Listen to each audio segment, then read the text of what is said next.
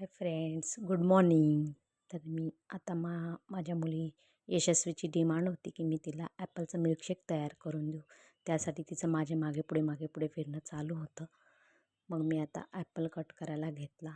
त्याची साल काढून देते कारण तिला सालीचं कट केलेलं मिल्कशेक अजिबात आवडत नाही. मग ती सारखं तोंडातून बाहेर काढत असते. आज काय माहीत सकाळीच तिच्या म्हणजे डोक्यामध्ये कसे काय आले की मला मिल्कशेक प्यायचा आहे. म्हणून मग मी म्हटलं तिला थोडंसं एक फ्रूट्स तरी ती दिवसातून एकदा खाईल.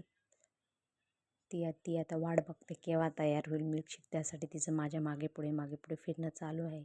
त्यात मी आता 2-3 काजू घातले. आता ती म्हणते मला ते काजूही दे. मग तिला मी तोपर्यंत शांत ठेवण्यासाठी 2-3 काजूही दिले की तू काजू खा, तोपर्यंत मी तुला बनवून देते. मग ते तिला ते दिले. त्यानंतर मी त्यात थोडे पंपकिन सीड्स ॲड केले. तसं मी सगळ्या सीड्स ॲड करते, पण माझ्याकडे सध्या बाकीच्या सीड्स अवेलेबल नव्हत्या. सो मी जे अवेलेबल होतं ती पंपकिन सीड्स टाकले. त्यानंतर थोडे 2-3 बदाम टाकले.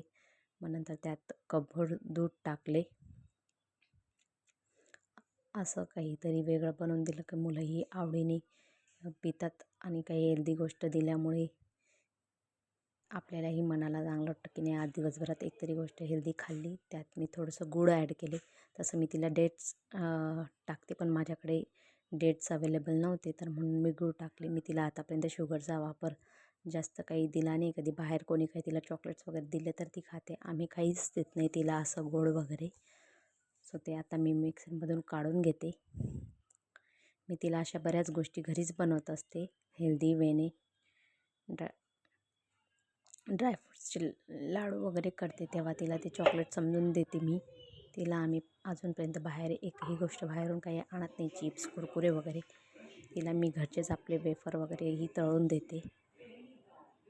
आणि तिला आता म्हणून बाहेर कोणी देतं तरी तिला ते आवडत नाही बाहेरचं. अशा प्रकारे तिचं मिल्कशेक तयार झाला आहे.